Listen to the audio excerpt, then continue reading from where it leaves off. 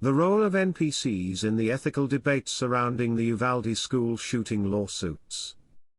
The tragic Uvalde school shooting has prompted significant legal and ethical discussions, particularly concerning the influence of violent content in video games, social media, and firearms marketing on real-life behavior. Central to this debate is the role of non-player characters, NPCs, in video games like Call of Duty, which are part of the immersive and realistic environments that players interact with. NPCs often engage in violent actions and scenarios, raising questions about their impact on players, especially impressionable young ones. This paper examines the ethical implications of NPCs in violent video games and their potential influence on real-world behavior. The Uvalde school shooting, a horrific event, led to lawsuits against several companies, including Activision, Meta, and Daniel Defense. The families of the victims allege that these companies contributed to the shooting by exposing the gunman to violent content and marketing firearms to young people. Central to these allegations is the role of NPCs in video games, which are designed to create realistic and engaging scenarios for players. These lawsuits highlight a critical area of concern: the ethical responsibility of game developers and social media companies in moderating the content they produce and distribute. NPCs, or non-player characters, are integral to video games, serving various roles from allies and adversaries to background characters that enhance the game's realism. In games like Call of Duty, NPCs are often involved in combat scenarios, using realistic weapons and engaging in violent actions. These characters are programmed to react, fight, and interact with the player in ways that mimic real-life combat situations, contributing to the immersive experience of the game. The central ethical question is how these realistic depictions of violence by NPCs can influence players.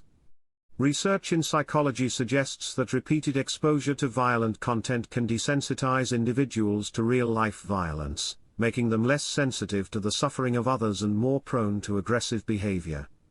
Studies have shown a correlation between playing violent video games and increased aggression, although causation is still debated.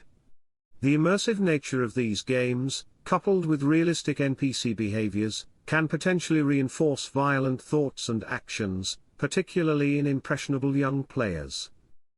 Game developers face significant ethical considerations when creating NPCs that engage in realistic and violent actions. While creative freedom is important, developers must also consider the potential harm their content might cause. Ethical game development should balance artistic expression with social responsibility, ensuring that games do not contribute to harmful behaviors. Case studies of games with violent NPCs have shown varying impacts on society, emphasizing the need for developers to be mindful of the messages their games convey. Moderating content in video games is a complex issue involving both game developers and social media companies. Effective content moderation can mitigate the harmful effects of violent games, but it requires a proactive approach. Existing measures, such as age ratings and parental controls, are steps in the right direction but may not be sufficient. The ethical implications of failing to adequately moderate content are significant, as it places vulnerable individuals at risk of being influenced by violent depictions. The collaboration between game developers and firearms manufacturers raises additional ethical concerns. Featuring real-world weapons in video games can blur the line between virtual and actual violence, potentially normalizing the use of these firearms. The marketing strategies that target young players are particularly troubling, as they can exploit the impressionability of this demographic. The ethical responsibility of game developers extends to being cautious about such collaborations and their potential societal impacts. The lawsuits against Activision, Meta, and Daniel Defense seek to establish legal and ethical accountability for the role of violent video games in real-world violence.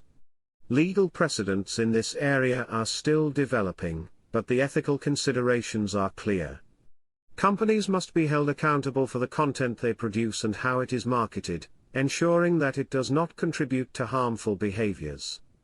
The broader implications of these lawsuits could shape future standards for corporate responsibility in the gaming and social media industries. To reduce the influence of violent NPCs on players, companies should implement preventive measures and safeguards. This includes creating age-appropriate content, enhancing parental controls, and providing clear warnings about the nature of the content. Ethical game development should prioritize the well-being of players, especially young ones, by taking steps to mitigate potential harm. By doing so, developers can balance creative freedom with social responsibility. The ethical responsibilities of game developers and social media companies in the context of the Uvalde school shooting lawsuits are complex and multifaceted.